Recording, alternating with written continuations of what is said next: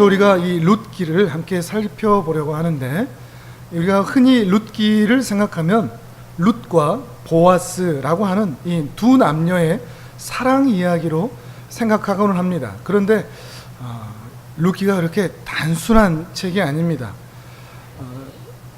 사사시대 이스라엘의 구약 역사 중에 가장 어두웠던 시대에 살았던 한 가정, 자신들이 살았던 유다 베들레헴 땅에 기근이 와서 원수처럼 여기는 모압 땅에 가서 살다가 그곳에서 10년 동안 이런 텅 빈 가슴으로 가슴을 부여잡은 채 살아가다가 하나님의 은혜로 다시 유다 베들레헴 땅에 들어와서 다시 그 가슴을 채워주셨던 하나님의 그 은혜의 이야기. 그런데 또 그것만이 아닌 게 룻기의 마지막은 다윗의 족보로 끝납니다. 좀 이상하죠. 두 남녀의 사랑 이야기만도 아니고 한 가정의 이야기만도 아니고 또 다윗의 족보로 이어지는, 룻기를 설명할 때 한 문장으로 설명해 내기가 참 쉽지 않은 그러한 책이라 할 수가 있습니다. 이 룻기를 잘 이해하기 위해서는 오늘 본문에서 함께 다루고자 하는 1절에서 5절까지의 내용을 잘 이해하는 것이 매우 중요합니다. 오늘 본문은 룻기 전체의 서론이자 또는 배경을 다루고 있기 때문입니다. 우리 먼저 1절을 성경을 보면서 같이 한번 읽어보실까요? 1절 우리 같이 읽도록 합니다. 시작. 사사들이 치리하던 때에 그 땅에 흉년이 드니라. 유다 베들레헴의 한 사람이 그의 아내와 두 아들을 데리고 모압 지방에 가서 거류하였는데. 아멘. 배경이 어떻습니까? 어떤 시대적 배경이죠? 사사들이 치리하던 때라. 흔히 우리가 하는 말로 사사시대라 라고 얘기할 수 있겠죠. 장소는 어디입니까? 룻기가 일어나고 있는 이 장소, 유다 베들레헴 땅이라. 그럼 어떤 상황이 있었죠? 흉년이 들어서 그 베들레헴 땅에 살던 한 가정이 남편 엘리멜렉과 아내 나오미와 두 아들 말론과 기럧이 베들레헴 땅에 살다가 모압 지방으로 이사를 한 그런 상황을 다루고 있습니다. 이것이 오늘 본문의 초반부를 시작하고 있죠. 이것을 시작하기 전에 우리가 생각해야 할 것들은 사사들이 치리하던 때, 사사시대가 대체 무엇인가 하는 것을 생각해 볼 필요가 있습니다. 룻기를 시작하면서 이렇게 시작하지 않습니까? 사사들이 치리하던 때. 우리는 이 말이 별로 이렇게 와닿지를 않습니다. 그런데 여러분이 소설을 읽거나 어떤 글을 읽을 때 가장 첫 부분에 6.25 한국 전쟁이 한창일 때, 또는 일제 침략 시대에 라는 그 단어가 시작이 되면 그것에 대한 정서가 있지 않습니까? 쉽게 생각해서 참 힘들었겠다, 어려움이 있었겠다, 한이 있겠다, 억울함이 있겠다, 그렇게 밝은 이야기는 아니겠다라는 그런 사전 배경이 있듯이, 이 사사들이 치리하던 때, 사사시대라는 말로 시작하는 이 말씀을 통하여서 우리는 이 룻기의 시작이, 그리고 이 가정의 정서가 그렇게 밝거나 기쁘거나 행복한 정서가 아니라는 것을 우리는 생각해 볼 수가 있다는 것입니다. 하나씩 사사시대를 좀 생각해 보도록 하겠습니다. 주보 안에 있는 말씀 노트를 같이 참고하시면 더 이해하기가 쉬울 것입니다. 사사시대 하면 가장 먼저 떠오르는 게 뭐죠? 사사시대. 가장 먼저 이 말씀이 생각나지 않습니까? 여러분 성경을 보셔도 괜찮은데 룻기 1장 1절 그 앞에가 뭐죠? 그 앞에 아무것도 없다고 하지 마시고 사사기 다음 룻기지 않습니까? 그 앞에 사사기죠. 사사기 마지막 장 마지막 절 어떻게 끝나죠? 화면을 보셔도 괜찮고 성경을 보셔도 괜찮고 같이 한번 읽어볼까요? 시작. 그때 이스라엘의 왕이 없으므로 사람이 각기 자기의 소견에 옳은 대로 행하였더라. 아멘. 이 사사시대를 이렇게 이야기를 하고 있습니다. 이런 시대에 있었던 이야기가 이 룻기라는 것이죠. 사사시대에 왕이 없었기 때문에, 이스라엘의 왕이 없었기 때문에 자기 마음대로 살았다라는 얘기를 하고 있습니다. 자기 마음대로 살았다는 것보다 더욱더 근본적이고 본질적인 것은 무엇 때문이라고 얘기합니까? 이스라엘에 왕이 없기 때문이다 라고 일하고 있습니다. 그런데 왕이 없습니까? 이스라엘에 왕이 없나요? 이스라엘은 누가 왕이시죠? 하나님이 왕이시죠. 이스라엘에 왕이 없다, 이 말은 하나님이 왕이신데 그 하나님을 왕으로 여기지 않았다는 말을 하고 있는 것입니다. 또한 이스라엘에 믿고 따를 만한 지도자, 리더, 영적 지도자가 없다는 말을 함께 하고 있는 것입니다.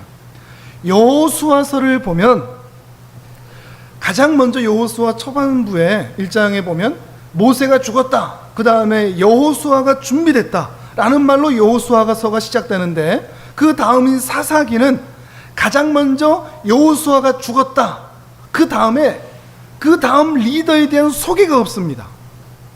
여호수아 다음에 지도자가 없는 것입니다.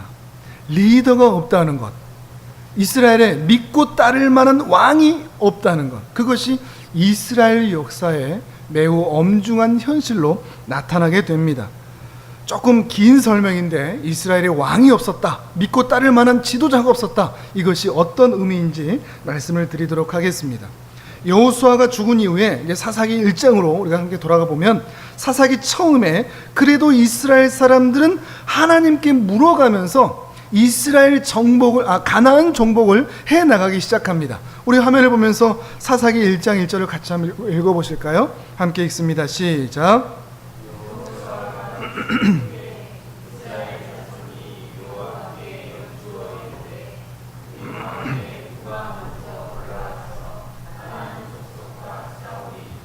아멘. 여호수아가 죽은 이후에 이스라엘 자손들이 하나님께 묻습니다. 하나님께 물었다 그리고 대답했다고 해서 그것이 꼭 하나님의 음성이 들렸다라는 것이 아니라 에봇을 입은 제사장에게 나아가서 그에게 하나님의 인도하심을 받았다라는 것으로 생각하시면 되겠습니다. 하나님께서 주시겠다고 하셨던 이 가나안 땅을 정복해야 된다, 이런 인식은 분명하게 다들 있습니다. 전쟁을 회피하거나 그런 마음 별로 없습니다. 다들 우리가 이제 전쟁을 하자. 그런데 어떤 것이 있는가 하면, 어느 지파가 먼저 올라가서 싸워야 되겠습니까? 라고 하는 것을 하나님께 묻고 있는 것입니다. 여쭙고 있습니다. 그때 하나님께서 대답을 해주십니다. 1장 2절을 또한 화면을 보면서 같이 읽습니다. 시작. 여호와께서 이르시되 유다가 올라갈지니라. 보라, 내가 이 땅을 그의 손에 넘겨 주었노라 하시니라. 아멘. 이렇게 사사기 초반부에는 이스라엘 백성들이 하나님께 묻고, 그러면 하나님께서 제사장을 통해서 답을 해주시고 지시를 내리시고, 그러면 이스라엘 백성들은 순종했습니다.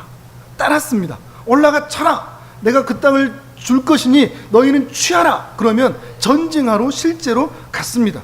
누가 먼저 갈까요? 그러면 그 명령에 순종해서 갔던 것입니다. 하나님이 왕이시기 때문이었죠. 하나님이 왕이시기 때문에 그분의 말씀대로 순종했던 것입니다. 사사기의 결론, 사사기 21장의 마지막의 결론은 이스라엘의 왕이 없었다로 끝났지만, 사사기 1장에서는 이스라엘의 왕을 하나님으로 여기고 순종하고 있었다는 것을 볼 수 있는 것입니다. 그런데 사사기 1장을 조금 진행하다 보면 19절 중에 보면, 1장 19절에 보면 갑작스러운 상황이 생겨나게 됩니다. 우리 화면을 보면서 같이 읽어보실까요? 시작.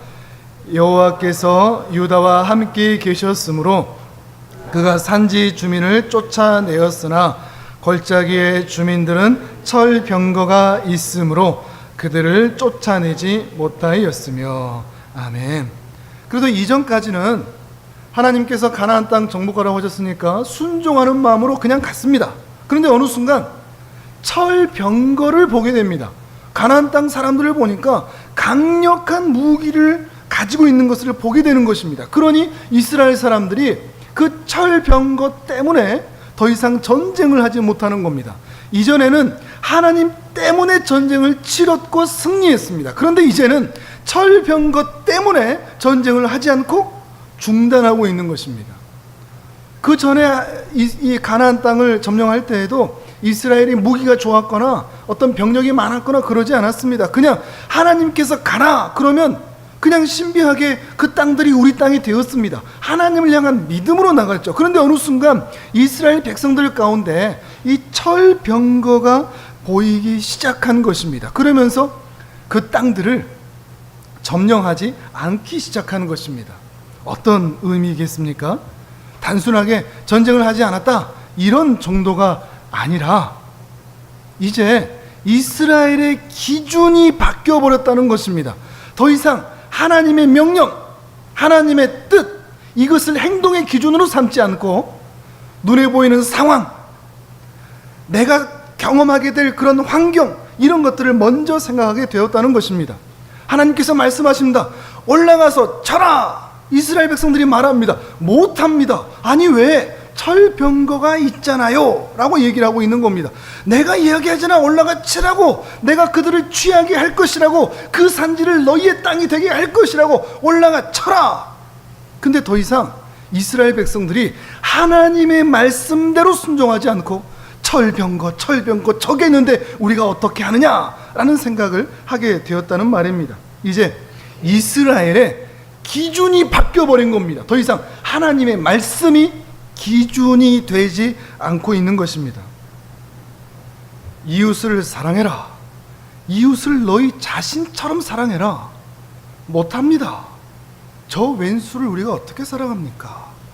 똑같은 것이죠. 우리 안에 그런 철병거들이 있는 겁니다. 우리 안에 미움, 시기, 질투, 다툼, 수많은 상황, 환경으로 인하여서 더 이상 하나님의 말씀, 사랑하라, 사랑해야 된다 라고 말씀하셔도 더 이상 그것이 우리 삶의 기준이 되지 못하고 있는 것을 이들을 통하여서 보여주고 있는 것입니다. 그런데 왜 이것이 문제인가 하면 말씀드렸듯이 따를 만한 지도자가 없기 때문에 우리의 죄성에 따라서 우리는 마땅히 하나님의 말씀을 순종할 수 있는 존재가 아닙니다. 그런데 그때 그래도 올라가자, 그래도 우리가 전쟁하자, 그래도 저 철병거가 무서워도 우리 달려가 보자, 하나님이 주셨다고 하지 않았느냐, 전쟁하자 라고 말해줄 수 있는 리더가 없는 겁니다. 그래도 이웃을 사랑하자, 그래도 우리가 세상을 섬기자, 이렇게 진실로 말해주고 설득해줄 수 있는 그런 리더가 이스라엘에도 오늘 우리 시대에도 없는 것입니다. 모세와 같은, 여호수아와 같은 그런 영적 지도자가 없는 것입니다. 그런 면에서 저는 여호수아가 굉장히 서운합니다. 그가 믿음으로 이스라엘의 지도자가 되었고 그는 또한 모세에 의하여서 지도자 교육을 계속 따라다니면서 배웠음에도 불구하고 정작 자신은 그 다음을 이끌어낼 그런 지도자를 세워내지 못했던 것입니다. 여호수아서 마지막에 긴 고별 설교, 그 감동적인 그런 설교를 마치면서 그는 강력하게 도전하는 모습이 나옵니다. 여호수아 24장 14절과 15절을 우리 화면을 보면서 같이 읽어보도록 하겠습니다. 시작. 그러므로 이제는 여호와를 경외하며 온전함과 진실함으로 그를 섬기라. 너희의 조상들이 강 저쪽과 애굽에서 섬기던 신들을 치워버리고 여호와만 섬기라. 만일 여호와를 섬기는 것이 너희에게 좋지 않게 보이거든 너희 조상들이 강 저쪽에서 섬기던 신들이든지 또는 너희가 거주하는 땅에 있는 아모리 족속의 신들이든지 너희가 섬길 자를 오늘 택하라. 오직 나와 내 집은 여호와를 섬기겠노라 하니. 아멘. 여호수아의 이 설교는 매우 감동적입니다. 너희가 아무리 이방 신들을 섬겨도, 애굽에 있는 신들, 가나안 족속의 신들을 섬겨도 나는 하나님 섬길 거다. 너희는 어떻게 하겠느냐? 강력하게 도전하고 있습니다. 그러나 또 다른 한편을 보면 이렇게 죽기 전에 이런 감동적인 설교를 하기보다 그가 씩씩하게 강력하게 살아있을 그때 다음 세대 지도자들을 세웠다면 얼마나 좋았을까. 그 여호수아 자신 이후에 이스라엘을 이끌어갈 수 있는 영적 지도자들을 세울 수 있었다면 얼마나 좋았을까, 이런 생각을 해보게 되는 것입니다. 이 시대에도 그렇지 않을까요? 믿고 따를 만한 영적 지도자가 있을까요? 그저 우리의 어른 또는 부모, 회사에서의 상사 정도가 아니라 우리의 영적 지도자, 내가 잘못된 길 가고 있는데, 엉뚱한 길 가고 있고 엉뚱한 생각하고 있고 죄악된 길로 내 영혼과 내 육체가 빠져들어가고 있는데 그것이 잘못되었다라고 소리쳐 줄 수 있는 그런 지도자가 이 시대에 있을까요? 여러분에게는 있습니까? 만약 이런 안내자가 없다면 그것은 참으로 불행한 일입니다. 오히려 이 시대는 우리가 예레미야서를 묵상하듯이 예레미야가 아무리 하나님의 말씀을 증거하여도 그의 친구들과 가족들마저도 예레미야를 향하여 돌팔매질을 하였던 것처럼, 그리고 오히려 거짓 평안, 헛된 평안, 행복합니다, 하나님이 당신을 사랑하십니다, 별일 없을 것입니다, 잘 될 것입니다 라고 하는 그런 이야기들에만 마음을 빼앗겼던 그런 모습들처럼 우리도 진정한 영적 지도자를 찾아내지 못하는, 발견하지 못하는, 분별해내지 못하는 그런 어둠 가운데 있지 않을까 하는 것입니다. 내가 믿고 따를 만한 영적 지도자가 없다면, 그래서 그 지도자가 나로 하여금 바른 길로 가도록 인도해 주지 못한다면 철병거가 나타나서 무서워 벌벌 떨고 있는 우리들이 더 이상 하나님의 뜻에 의하여 살지 못하도록 이끌어주는 그런 영적 지도자가 없다면 우리는 사사시대의 영적 긴 어둠의 터널에 있을 수밖에 없다는 것입니다. 이것이 사사시대, 이 가정이 살고 있었던 시대의 현실입니다. 또한 이렇게 하나님과 이스라엘 백성들을 연결시켜줄 영적 지도자가 없다 보니까 이스라엘의 출애굽 이후의 3세대들, 이들이 여호와 신앙을 전달받지 못하고 말았습니다. 점점 하나님을 닮아가는 것이 아니라 가나안을 닮아가고 있습니다. 우리가 지난주에 출애굽의 3세대, 이 3세대를 성경에서 사사기 저자가 뭐라고 호칭했다고 얘기했죠? 기억나십니까? 우리 사사기 2장 10절 우리 한 번 더 읽도록 하겠습니다. 화면을 보면서 읽습니다. 시작. 그 세대의 사람도 다 그 조상들에게로 돌아갔고 그 후에 일어난 다른 세대는 알지 못하며 여호와께서 이스라엘을 위하여 행하신 일도 알지 못하였더라. 아멘. 이렇게 다른 기준으로 살고 점점 가나안을 닮아가는 이 세대를 향하여서 사사기 저자가 붙여주는 이 충격적인 칭호, 저에게도 너무나 충격이 되는 이 호칭, 그 후에 일어난 다른 세대라.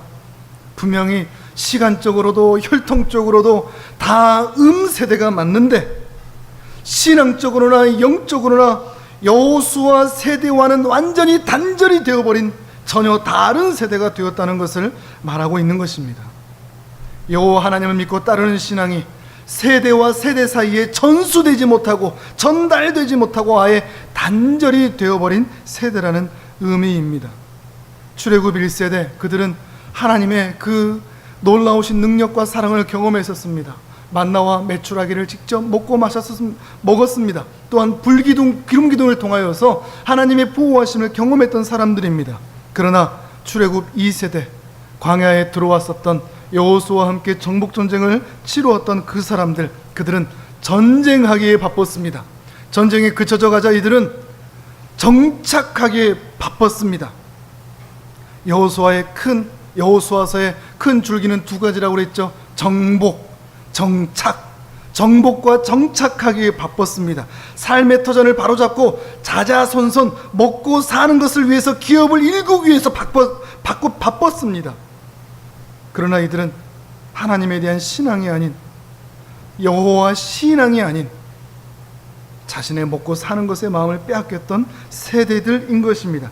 그리고 그 다음 세대, 출애굽 3세대, 가나안 땅에서 태어났던 세대들, 이 세대들은 이제 하나님이 누구인지를 모릅니다. 하나님의 은혜가 무엇인지를 모릅니다. 가나안 땅을 선물로 주신 하나님의 은혜를 아예 잊어버렸습니다. 이 세대는 하나님이 싫어하시는 일만 골라서 하고 있습니다.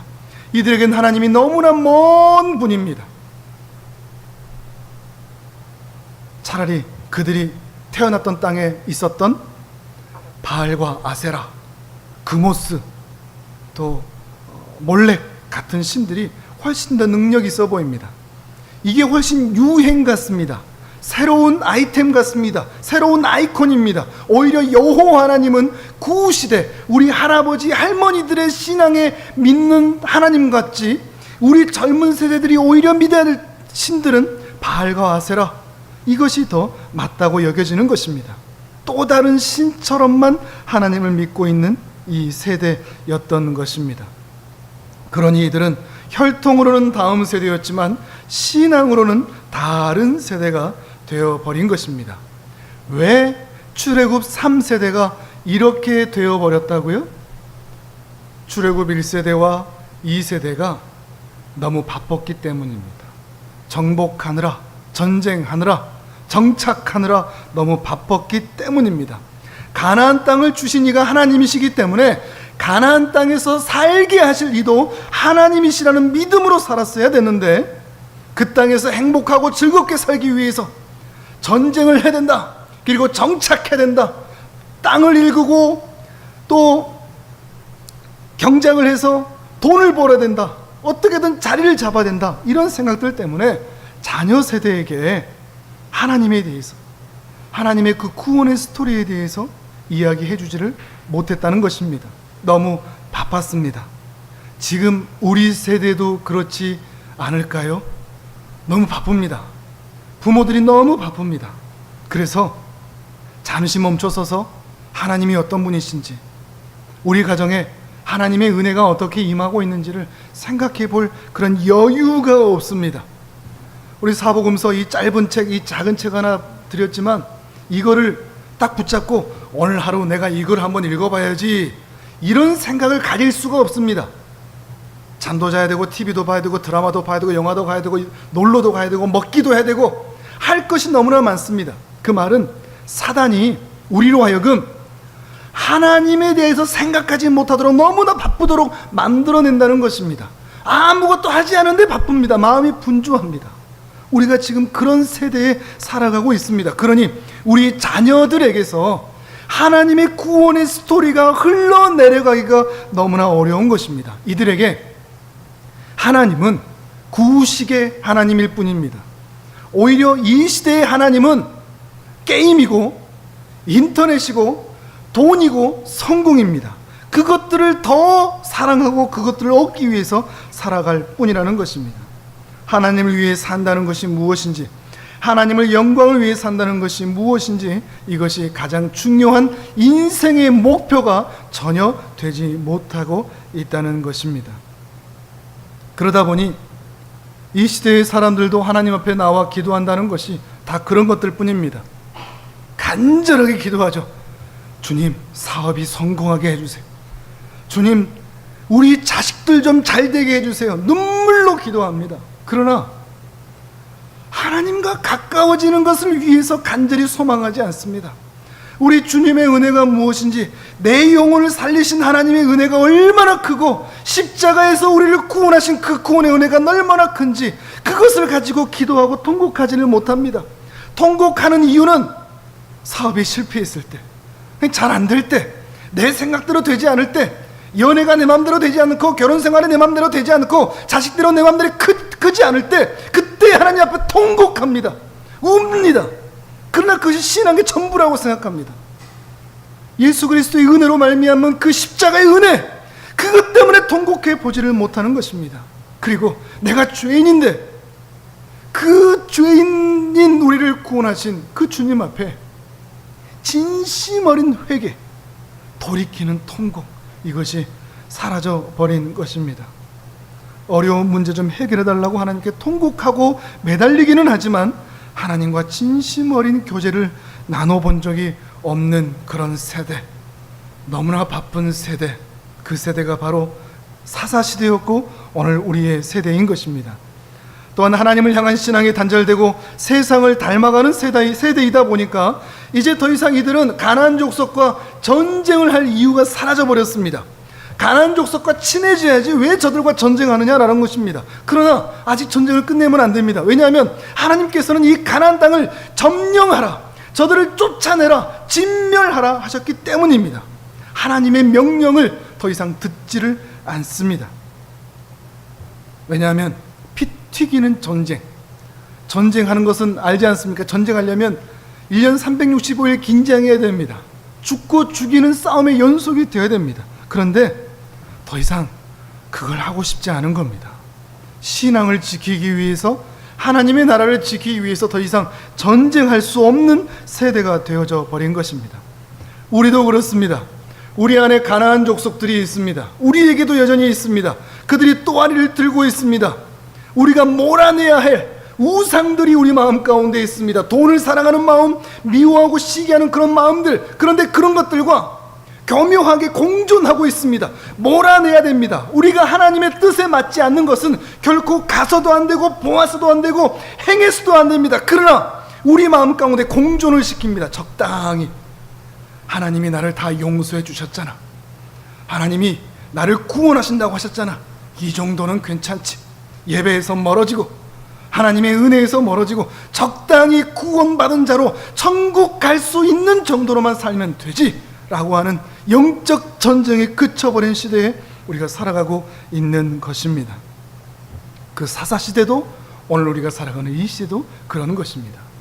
오늘 우리가 만나고 있는 이 룻기, 그 룻기의 시작을 사사들이 치리하던 때라고 시작하는 그 이유, 그 내면에는 바로 이러한 배경이 자리 잡고 있다는 것입니다. 그런데 그게 전부가 아니라고 말합니다.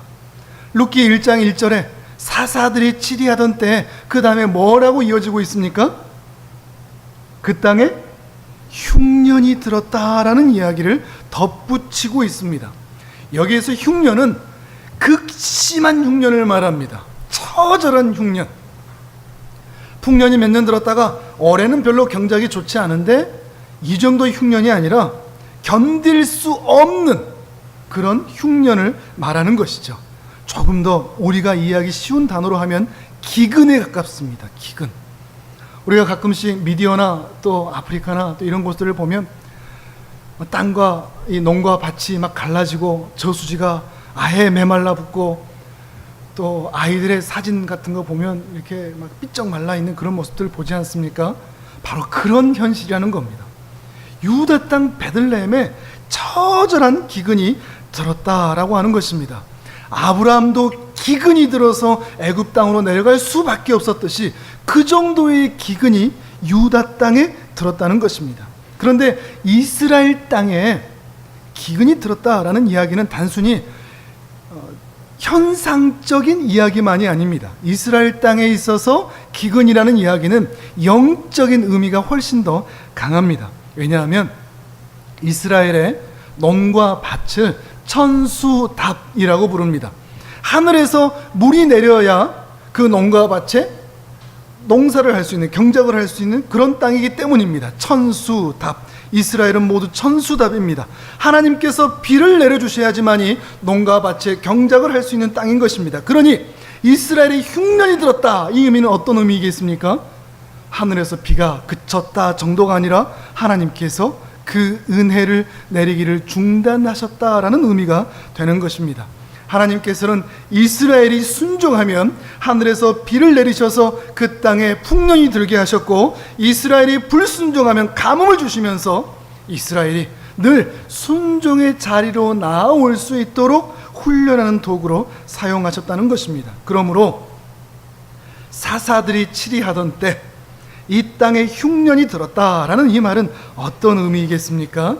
이들이 불순종하고 우상을 숭배하고 있었기 때문에 유다 베들레헴 이곳에 하나님으로부터 징계를 받고 있다라는 의미로 우리가 볼 수 있는 것입니다. 이 베들레헴은 히브리어로 하면 두 단어가 합성된 단어입니다. 베이트라는 이 집, 그리고 빵 또는 떡이라고 하는 레헴, 벳레헴 해서 떡집, 빵집이라는 의미를 가지고 있습니다. 그런데 분명히 이름은 빵집이고 떡집인데 그 떡집에 떡이 있다는 겁니까? 없다는 겁니까? 없다는 것이죠. 먹을 빵이 없다는 겁니다. 더 이상 그 베들레헴 그 빵집에 늘 빵이 넘쳐나고 떡이 넘쳐날 그곳에 더 이상 먹을 거리가 없다는 것을 말하고 있는 것입니다. 이것이, 이러한 상황이 룻기에 나타나는 엘리멜렉의 가정, 이 가정이 처해 있는 현실이라는 것입니다. 사사들이 다스리던 시대, 믿고 따를 만한 지도자도 없고 옳은 길로 인도해 줄 만한 목자도 없고 하나님을 믿는 신앙도 이제는 단절이 되어버렸고 더 이상은 영적 전쟁도 하지 않는 죄악된 세상과 공존하는 이런 시대에 이 가정이 살고 있었습니다. 게다가 극심한 흉년이었습니다. 먹을 것이 없었습니다. 극심한 기근에 이들은 육적으로도 영적으로도 모두 피폐해져 갔습니다. 이러한 시대에 어떻게 살아가야 될까요? 이러한 시대에 오늘 우리가 만나는 이 가정, 어떤 결정을 내려야 될까요? 이러한 시대에 우리가 살아가고 있는 이 시대와 다르지 않은 이 시대에 우리 이 신앙인들은 어떤 결정을 내려야 될까요? 어떤 결정을 내렸는지 한번 보시겠습니까? 오늘 보면 성경을 보시면서 1절과 2절을 우리 같이 읽도록 하겠습니다. 시작. 사사들이 치리하던 때에 그 땅에 흉년이 드니라.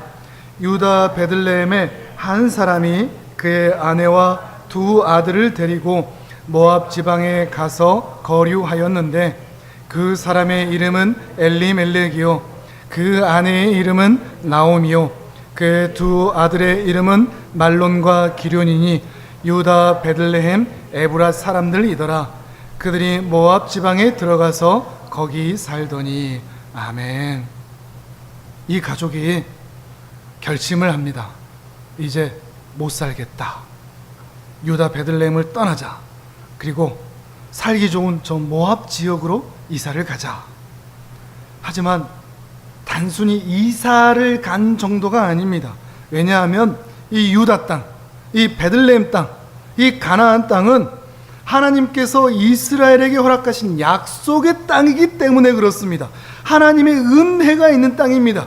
이 땅은 떠나서는 안 될 땅입니다. 하나님의 백성들이 살아야 할 땅입니다. 그런데 그 땅을 떠난 것입니다. 아니, 정확하게는 떠날 수밖에 없었습니다. 떠나지 않고는 견딜 수가 없었습니다. 더 나은 삶, 더 행복한 삶을 살기 위해서 이것을 떠날 수밖에 없었던 것입니다. 그런데 떠나도 모압 땅으로 떠나고 말았습니다.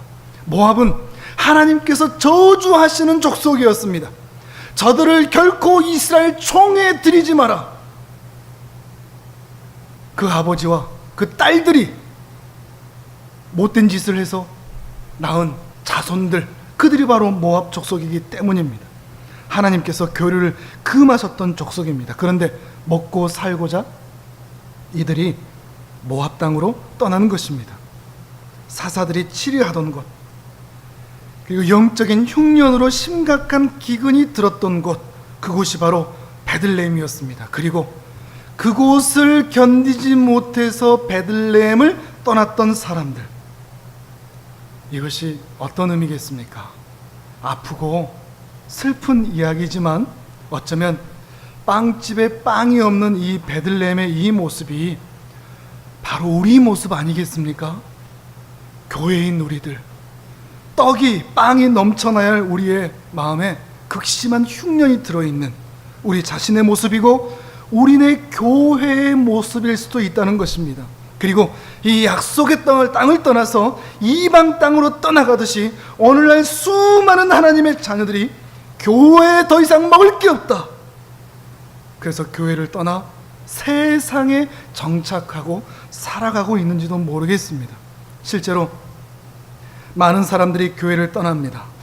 교회에 대한, 목회자에 대한 매우 부정적인 뉴스들, 온갖 비리들, 매스컴에만 나타나는 것뿐만 아니라 가까이서 보았을 때도 교회가 왜 저래? 목사가 왜 저래? 직분자가 왜 저래? 성도가 왜 이래? 왜 사랑이 없어? 왜 먹을 게 없어? 라고 소리치는 그런 이야기들. 청년들이 교회를 떠나기 시작하고 초등학생들도 이제 교회에서 그 모습을 찾아보기가 매우 힘든 시대가 되었습니다. 그렇다고 그들에게 믿음이 없다, 비난하기만을 할 수 없습니다. 그들에게도 연약함은 분명히 있겠지만 문제는 빵집에 빵이 없는, 먹을거리가 없는 이 시대의 교회에 훨씬 더 많은 문제가 있기 때문이죠. 베들레헴에 있어야 될 그 빵, 그리고 이 시대의 교회에 반드시 있어야 할 그 빵, 진정한 빵, 진정한 떡, 교회에 이것이 있어야지 다른 것이 교회의 주가 되어서는 안 되는 그 진정한 떡, 그것이 무엇이겠습니까? 우리 요한복음 6장 35절을 같이 한번 읽어보시겠습니까? 함께 읽습니다. 시작. 예수께서 이르시되 나는 생명의 떡이니 내게 오는 자는 결코 나를 믿는 자는 영원히 목마르지 아니하리라. 아멘. 이 떡은 바로 예수 그리스도 자신입니다. 그리고 교회 안에 있어야 할 그 떡은 바로 예수 그리스도입니다. 건물, 환경, 상황, 프로그램, 사람, 숫자, 이것들보다 반드시 있어야 할 가장 중요한 것, 없으면 안 되는 것, 없으면 더 이상 빵집이 될 수 없는 것, 떡집이 될 수 없는 것, 그것은 바로 예수 그리스도입니다. 수많은 사람들이 이러한 영적 갈망을 가지고 있습니다. 생명의 떡이신 예수님을 만나고 싶어 합니다. 창조주 하나님을 먹고 싶어 합니다. 만나고 싶어 합니다. 교회 공동체 안에 들어와 하나님을 만나고 하나님의 인도하심을 받고 주님의 은혜로 살 힘과 능력을 얻기를 원합니다. 그런데 교회가 그 떡을, 그 빵을 사람들에게 나눠주지 못하고 있는 것입니다. 교회에 배가 고파서 헐떡이고 왔는데 무엇인가 얻을 것이 있을까 해서 달려왔는데 빵집에 빵이 없습니다. 진열장에 아무것도 남아있지를 않습니다. 허망한 것들만 줍니다. 썩어질 것들만 나눠주고 있습니다. 모두가 메말라 있고 모두가 배고파하고 있습니다. 흉년이 들었습니다. 그래서 그들이 교회 밖으로 나간 겁니다. 세상으로 간 것입니다.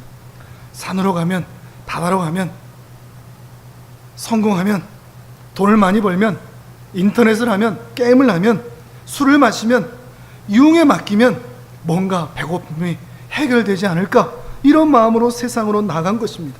그러나 거기에는 그들의 영혼을 온전히 채워줄 것들이 결코 없습니다. 영원히 목마르지 않을 그 물은 교회 안에만 있습니다.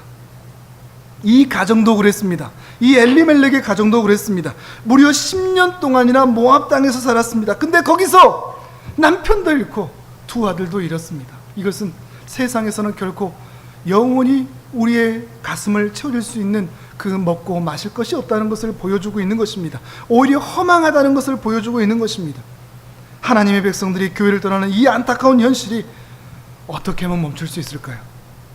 어떻게 하면 떠난 그들이 다시 돌아올 수 있을까요? 이 가정에게서 오늘 우리가 힌트를 얻기를 원합니다. 우리 성경을 통해서 6절, 1장 6절을 우리 같이 한번 읽도록 하겠습니다. 6절 말씀 같이 읽습니다. 시작. 그 여인이 모압 지방에서 여호와께서 자기 백성을 돌보시사 그들에게 양식을 주셨다 함을 듣고 이에 두 며느리와 함께 일어나 모압 지방에서 돌아오려 하여. 아멘. 이 가정에서 이 나오미가 한 소식을 듣게 됩니다. 하나님께서 다시 자기 백성을 돌보기 시작하셨다는 말이었습니다. 다시 양식을 주셨다. 그 말은 다시 베들레헴 땅에 빵이 돌기 시작한다. 다시 베들레헴 땅에 떡이 돌기 시작한다는 말을 들은 것입니다. 다시 흉악한 심각한 기근으로 괴로워하던 땅에 다시 하나님의 은혜 베풀기를 시작하셨다는 말에 여인이 결정한 것입니다. 돌아가야겠다. 교회로 돌아가야겠다. 어쩌면 이것이 유일한 해답일 것입니다. 무엇이겠습니까? 하나님의 은혜입니다. 하나님께서 이 땅을 다시 돌아봐 주시는 것입니다. 우리가 간절히 사모하고 열망해야 할 것이 무엇이겠습니까? 우리 교회의 부흥을 위해서 우리가 할 것은 이제 우리가 뭔가 좀 해보자. 우리가 열심히 좀 전도해보자. 우리가 최선을 다해보자. 목사가 잘하면 된다. 직분자가 열심히 살면 된다. 우리가 최선을 다해서 기도도 하고 뭣도 하고 프로그램도 만들고 최선을 다해서 하면 교회가 회복되고 부흥하지 않겠느냐. 아니라는 것입니다. 교회가 안 되는 것도, 교회가 어려운 것도 누구 때문도 아니라는 것입니다. 우리가 간절히 사모하고 구해야 할 것, 그것은 하나님께서 다시 교회에 은혜 주시기를 바라는 것입니다. 이 심각한 영적인 기근 가운데 우리가 단지 하나 바랄 것, 우리가 단지 하나 바라볼 것, 그것은 하늘밖에 없습니다. 하나님 은혜를 부어주십시오. 다시 이 비쩍 말라버린 사람들의 심령과 마음에 생명의 강물이 흐르도록 은혜를 베풀어 주십시오. 이것이 우리 모두의 소원이 되기를 바랍니다. 하나님께서 이 땅에 은혜 주시기 위해서 우리가 건물을 준비할 것이 아닙니다. 우리가 사람이 열심히 한다는 것이 아닙니다. 우리가 더욱 구하고 간절히 바라야 될 것, 간절한 열망, 그것은 여러분이 교회에 나오나 일주일 다른 시간 동안 세상에 있으시나 간절히 소망할 것, 하나님 은혜를 부어 주십시오. 하나님 당신 백성 다시 돌봐 주십시오. 이것이 우리의 간절한 열망이 될 수 있기를 바랍니다. 이 사사시대를 끝낼 수 있는 단 하나의 길, 빵집에 빵이 없어 흉년으로 괴로워한 시대, 이 괴로운 시대를 끝낼 수 있는 그 유일한 길은 오직 하나님의 은혜인 것입니다. 그러니 여러분 간절히 사모하십시오. 하나님, 우리 자신은 혹시 그러지 않습니까? 여러분이 지금 흉년 같지 않습니까? 비쩍 말라버린 땅과 농과 밭이, 그 저수지가 쩍쩍 갈라지고 있는 그 은혜가 찰랑찰랑 거리지 않는 말라버린 저수지 같지 않습니까? 우리 가정이 혹시 그러지는 않습니까? 우리 가정에 하나님의 은혜가 흐르고 있습니까? 우리 교회가 혹시 그러지는 않을까요? 우리가 거룩한 열망을 품었으면 좋겠습니다. 생명의 떡이신 예수 그리스도, 그분으로 우리의 중심이 채워지게 하여 주시옵소서.